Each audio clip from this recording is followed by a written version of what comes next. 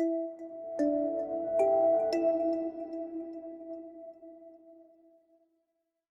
right, well, hello again, and this is the second video in this series as we talk about seasonal allergies and what can I do, doc? I'm really suffering right now. And at the end of the previous video, I had mentioned something called leaky gut syndrome, and so I want to go into a little bit more detail on this because it's imperative you understand this if you're to understand how we're going to go about, helping you, or how you're going to help yourself to, over time, be able to overcome your seasonal allergies. So this thing is called leaky gut syndrome, and I love this picture, the big old fat belly and the faucet. That's not exactly how it looks, but bear with me as I'm not an artist, but I'm going to try to draw this for you. So the first thing that you need to understand is when I say gut, what I'm primarily talking about here is the small intestine. So the small intestine is about 20 feet long. It's all coiled up in your gut. It is the part of your digestive system that comes right after your stomach. And it's between your stomach and your large intestine. So the basic gist of it is that when you eat food, the food goes down your esophagus into your stomach. The stomach has powerful acids that break it down, break down the proteins predominantly, and then those food items get dumped into your small intestine where more enzymes are released. They break up that food into even smaller particles, and then hopefully this is where you would absorb those nutrients in the gut lining. So a couple things to know. I'm going to draw a cross section. So first thing is, imagine that your small intestine it's a tube. Okay. Now, embedded within the walls of the tube of your small intestine are tons of blood vessels. Okay, lots and lots of blood supply. So I'm going to draw that with this red marker. So these are supposed to be blood vessels, and imagine millions and millions of little blood vessels. Now I'm going to draw one more blood vessel that is outside of that, and that's just to represent, the blood vessels that might carry your nutrients. So because there's a blood vessel that's actually from the wall. Okay, now inside your small intestine are these cells that are called enterocytes, and it is one single cell layer thick. Okay, that's different than a lot of other organs that have many, many layers of cells, or for example your skin, many layers. The inside of this has one cell layer thick. Here's what enterocytes look like.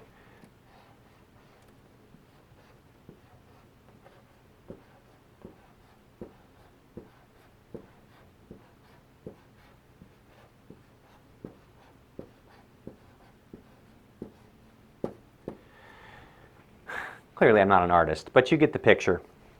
Now, as you've noticed, what I've drawn here, I've drawn that these are smack dab next to each other. Okay, this is not like a picket fence, okay, to allow things through.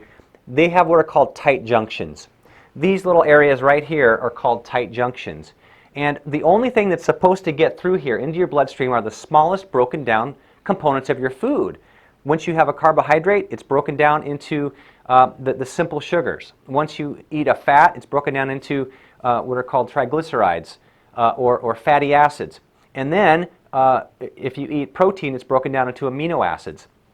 So the next thing I want to draw for you is what's called villi. Now, if you imagine these fingers are kind of like, this is what villi is. Villi are there to increase the surface area of your small intestine, because you can absorb a lot more nutrients with more surface area than you can if it was just flat. So we were designed with these villi.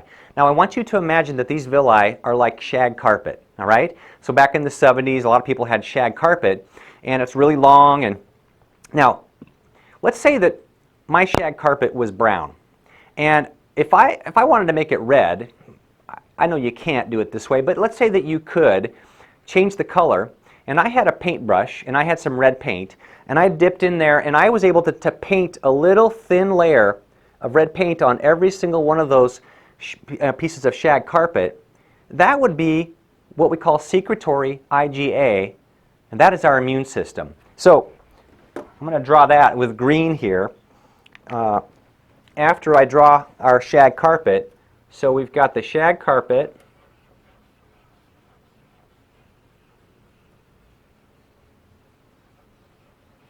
also known as villi, and then on the surface of all that shag carpet is going to be the immune system.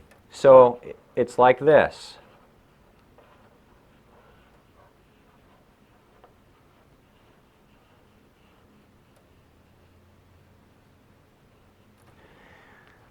So here's the thing, as I said in the last video, 70 to 80% of your immune system is right there. 70 to 80%. Something else that's important is that 90% of your serotonin, and that's one of your neurotransmitters, that's what makes you feel good about yourself. That's what we call our joy neurotransmitter. 90% of it is made in your gut, 90% of the serotonin. And 90% of your food nutrients are absorbed right through that nice shag carpet through the cells into your bloodstream. So this is pretty darn important. Now here's the thing. How does this work? You know, you eat food, and food comes in here. So let's say that we've got food in here. Now your immune system's job is to look at that food and decide, is this a good guy or a bad guy? Now what I want to do is I want to think about this like war, okay? Now in a war, especially if it's a broad war, there might be little battles going on all over the place, right? Little skirmishes. Think about food like one of those battles. And in our modern day, a lot of the food that we're eating has been genetically altered, it's been hybridized, it's been sprayed with chemicals.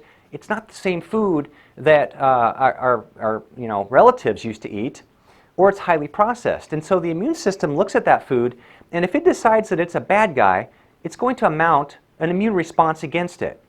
So we have an attack. We have one little battle going on. Now, every time the immune system gets involved here and has a battle, you get a little bit of inflammation. So think about inflammation like this. If I sprain my ankle, it hurts, it's red, it's hot, it's swollen, okay, so it's painful. That's actually a normal response to a sprained ankle. We have to go through some inflammation. Inflammation is not a bad thing, but it's when the inflammation stays on too long, or it stays on chronically. So the body mounts a response against the food, we get a little bit of inflammation, and inflammation can actually cause a little bit of damage in your delicate gut wall. The big problem, though, is that food's not the only thing that comes in here. So what if you had pesticides or herbicides on the food? Okay? What if, I'm just going to put a P here for a pesticide, or an H for herbicide. What if you had heavy metals that came in here? We've got heavy metals. What if you had antibiotics because you had an infection and you got antibiotics, and you've got antibiotics in that system now? What if you ate something and you had a bacteria come in on it, or a parasite, or a fungal infection?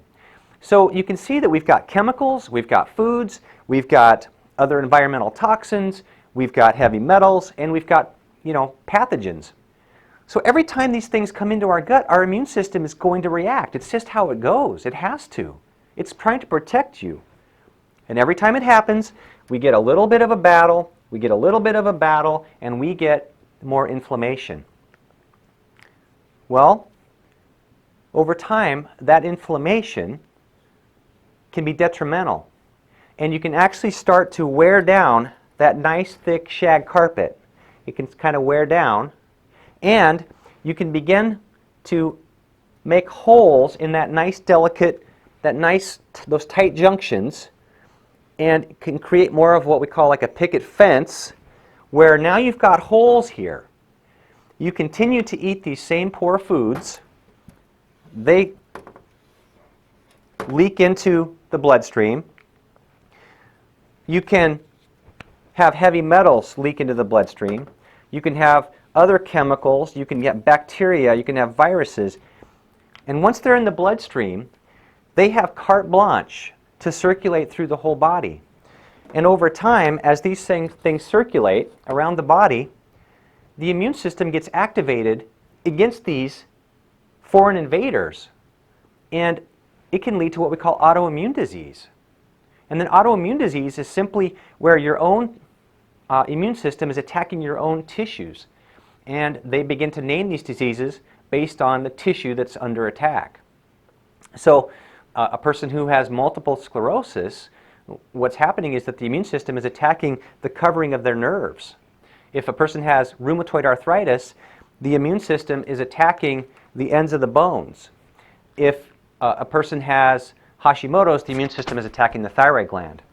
Now, I've gone into kind of the end result, but what I'm just trying to paint the picture for you is that leaky gut syndrome is a serious thing, and it is one of the things behind seasonal allergies. So I hope that this makes sense to you, and that you will look more into working on fixing this leaky gut that you might have. So, thank you for watching. Stay tuned for the next short video, and what we're going to be discussing there is, Doc, I'm suffering right now. What can I do right this second to help me feel better during the seasonal allergy season? All right, thank you.